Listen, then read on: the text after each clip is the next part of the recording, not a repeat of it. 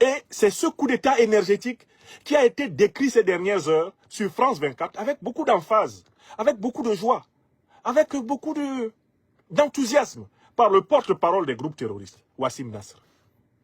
Il explique que les attaques contre l'approvisionnement énergétique du Mali ont pour but de prendre le pouvoir à Bamako. Et que les groupes terroristes d'Al-Qaïda de l'État islamique seraient donc, selon lui, en train de négocier avec des forces politiques pour trouver un gouvernement d'union leur permettant de gouverner à Bamako. Voilà ce qu'expose la presse officielle française. Le plan de prise de pouvoir au Mali par les groupes terroristes en entente avec des renégats et des traîtres maliens.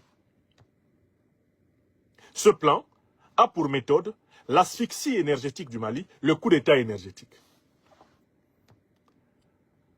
Nous pouvons avancer dans notre analyse. Quelle est la réponse apportée par le gouvernement panafricaniste révolutionnaire du Mali devant cette attaque, devant ce coup d'État énergétique?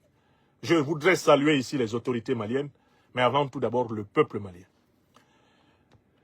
La réponse du gouvernement du Mali a été une réponse triple et elle est formidable.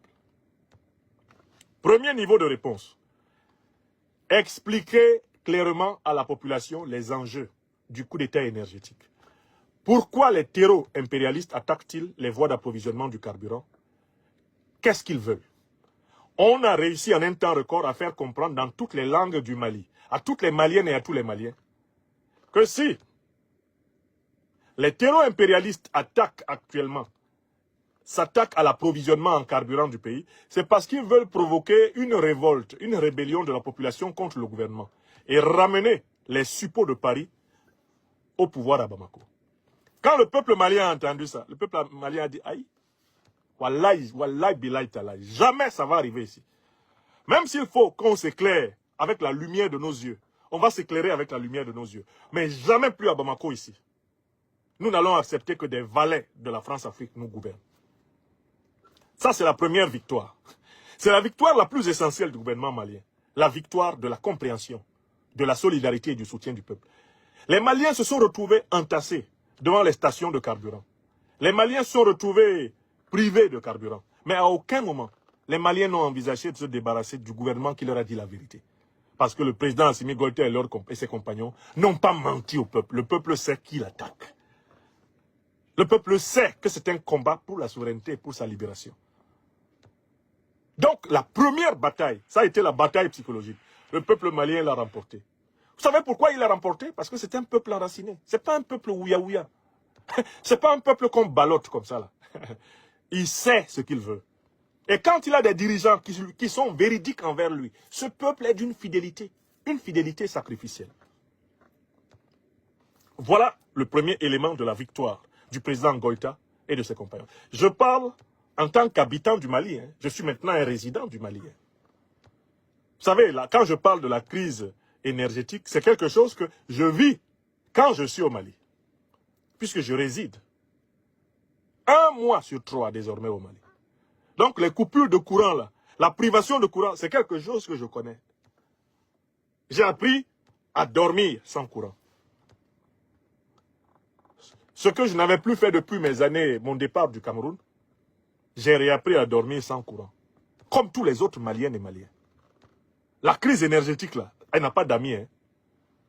Parce que, imaginons même que tu possèdes un groupe électrogène dans ta résidence. Comme il y a une baisse de l'approvisionnement du carburant, mais avec quoi tu vas allumer l'électricité chez toi? Les seuls qui peuvent relativement s'en sortir dans cette période particulière, ce sont ceux qui disposent d'installations d'énergie solaire. L'énergie autogénérée, sans passer par les hydrocarbures. Ceux-là, ils ont la lumière tout le temps. Moi, j'ai enseigné depuis plusieurs années à l'Université catholique du Mali, dans le campus de Samaya. Nous avons de l'électricité solaire. On n'avait pas besoin de l'électricité du Mali pour que le campus de l'Université catholique à Samaya fonctionne. Vous comprenez? Donc, tous ceux qui ont aujourd'hui de l'électricité solaire, ils sont tranquilles chez eux. Beaucoup essayent de conserver de l'énergie à travers des batteries pour faire fonctionner un certain nombre de lampes, je ne sais pas, au moins les ventilateurs, en raison de la chaleur des nuits, etc. Les gens se débrouillent. Et ça, c'est quelque chose que j'ai vécu. Ce n'est pas une nuit, 2, non. Dans mon dernier séjour, j'ai fait pratiquement 1 mois. J'y retourne bientôt. Il est hors de question d'abandonner, de lâcher le Mali quand il est en difficulté. Parce que le Mali, là, c'est la prunelle de nos yeux.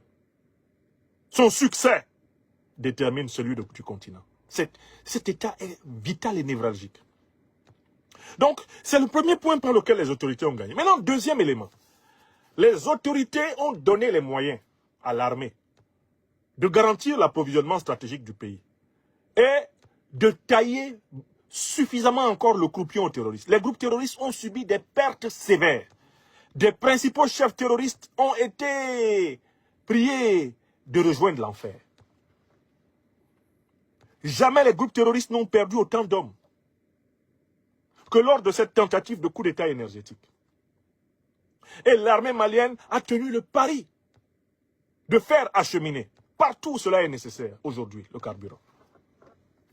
Donc, les Maliennes et les Maliens ont vu leur armée en opération pour empêcher l'asphyxie du pays. Je vous rappelle que ce carburant, il entre au Mali par des pays qui ont des ports. La Côte d'Ivoire, la Mauritanie et le Sénégal.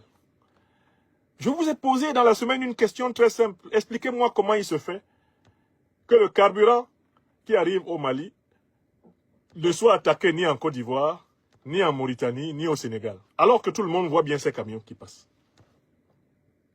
C'est parce que les pays de la CEDEAO bénéficient d'un relatif accord de non-agression, relatif j'ai dit, avec les groupes terroristes qui sont parrainés par les puissances impérialistes. C'est pour cela que les attentats terroristes contre le pétrole ne se font pas dans le sol sénégalais, dans le sol mauritanien ou dans le sol ivoirien. Parce que les terroristes s'entendent bien avec les autorités de ces pays-là. Les gens n'aiment pas la vérité, hein, mais la vérité, c'est ça.